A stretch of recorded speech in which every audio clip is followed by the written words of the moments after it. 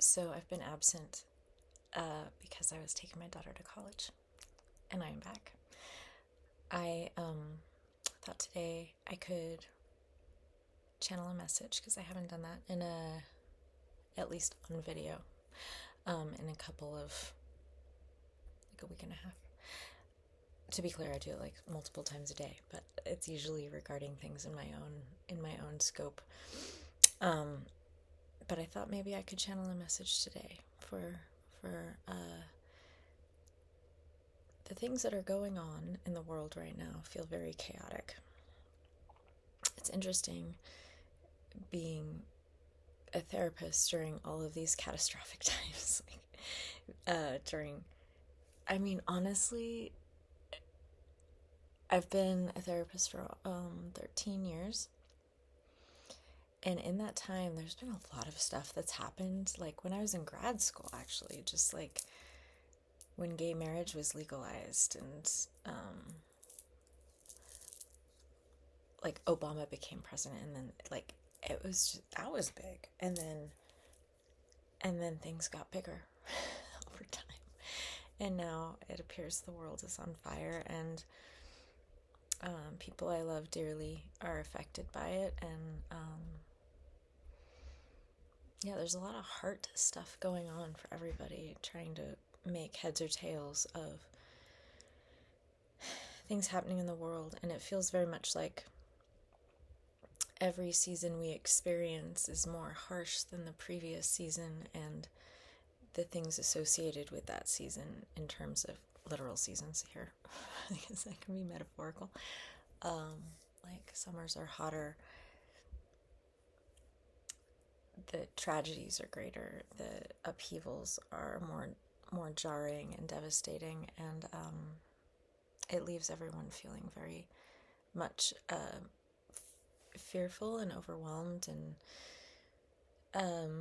since the pandemic, I think all of us have a great deal of PTSD from just the idea that we got through something like that.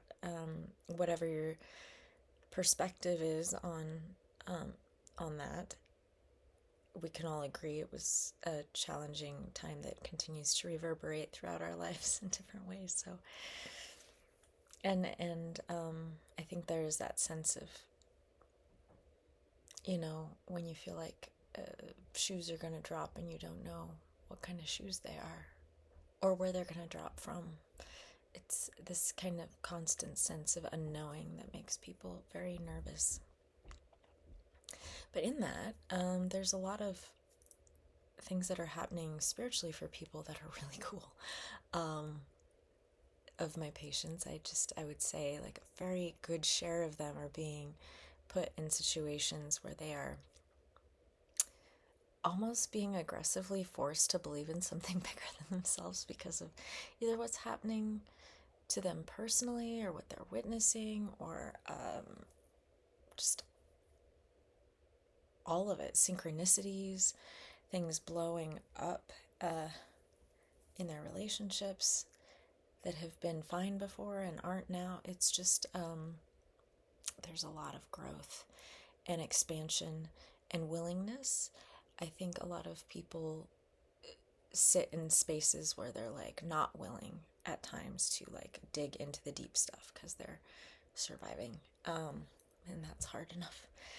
But now they're like wanting more than just survival. They want to more than survive. And yeah, we all want to more than survive. So I guess from that preface, I would say I'm gonna intentionally channel a message that maybe may speak to people in their states of unknowing, and how to speak to that unknowing in ways that are both comforting and directive. And yeah, I've been channeling from a lot of different sources lately, but typically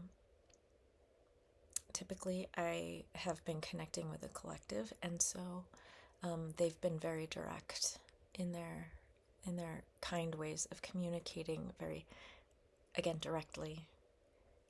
So I'm gonna tap into them pretty quick here. I may need a sip of my coffee first.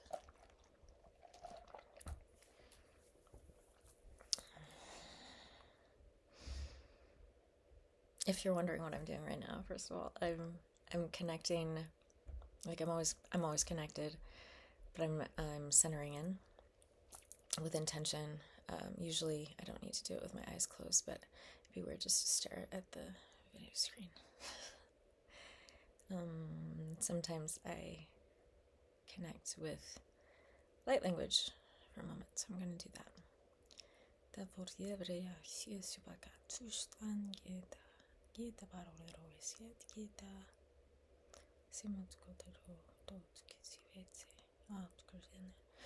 world right now is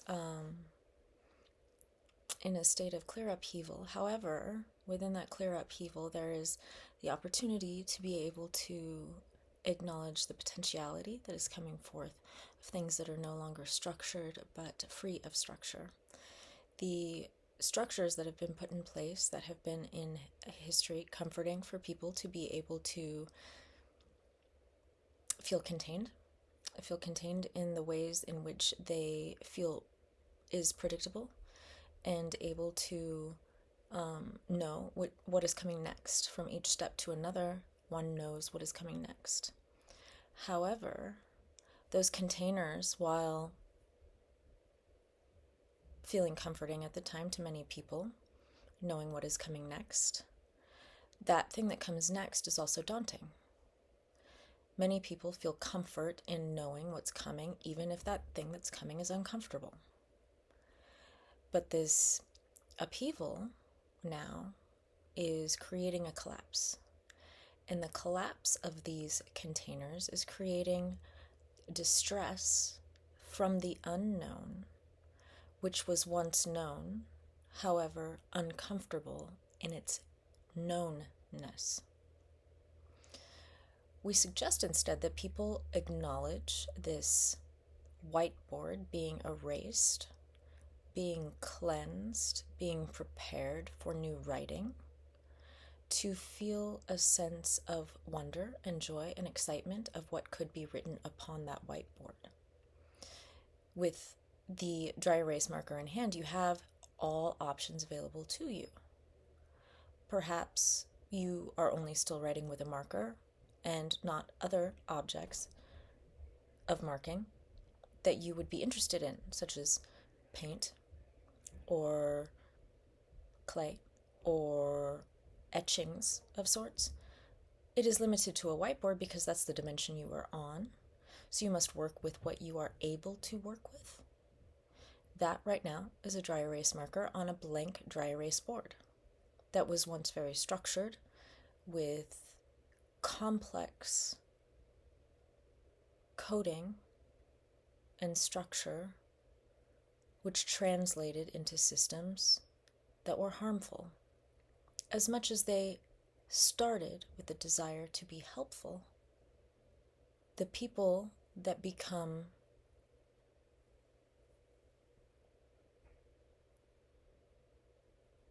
the people that are put in positions of power in order to influence those systems that were originally created for good are able to distort the intention through the narrative of that positive intention, which is sly and confusing to onlookers.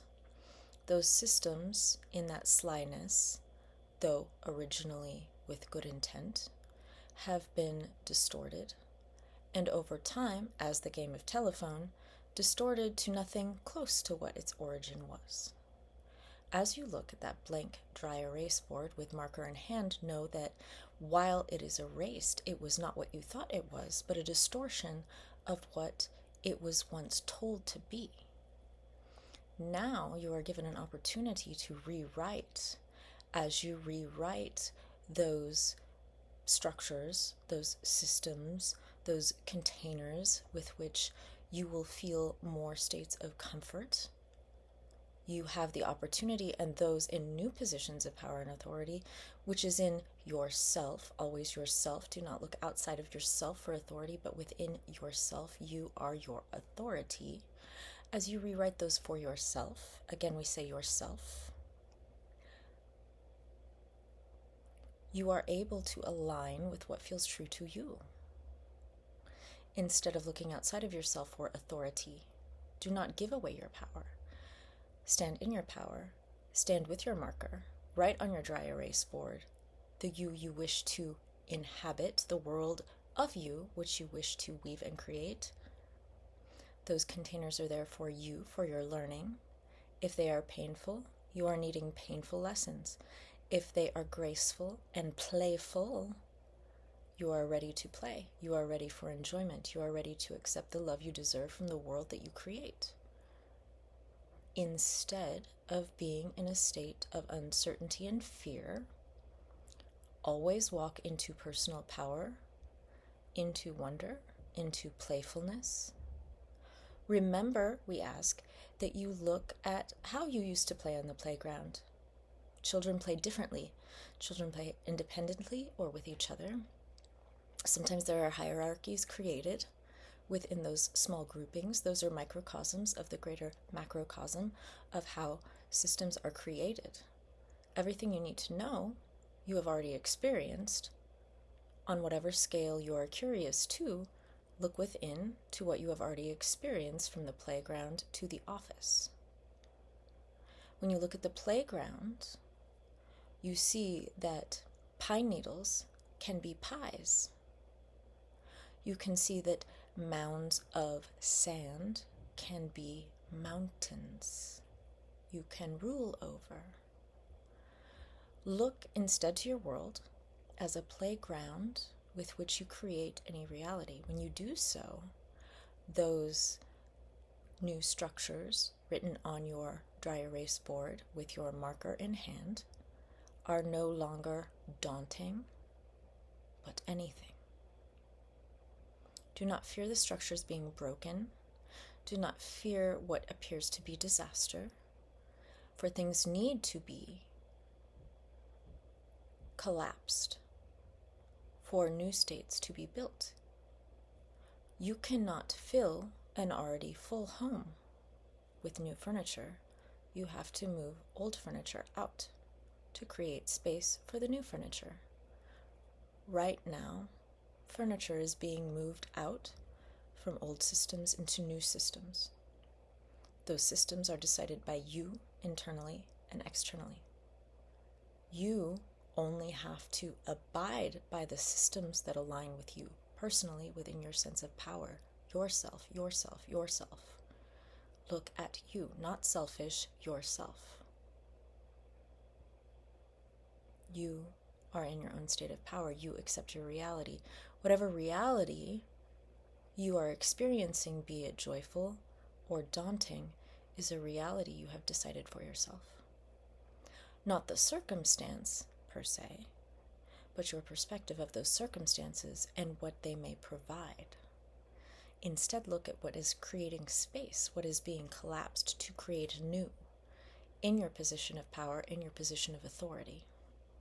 We encourage, we delight, we celebrate your stepping into authority, dissolving of fear, inviting newness, personal power, new structures aligning with non-distorted foundations, and states of unconditional love, both internally and radiating outward into the macrocosm of your experience within this plane.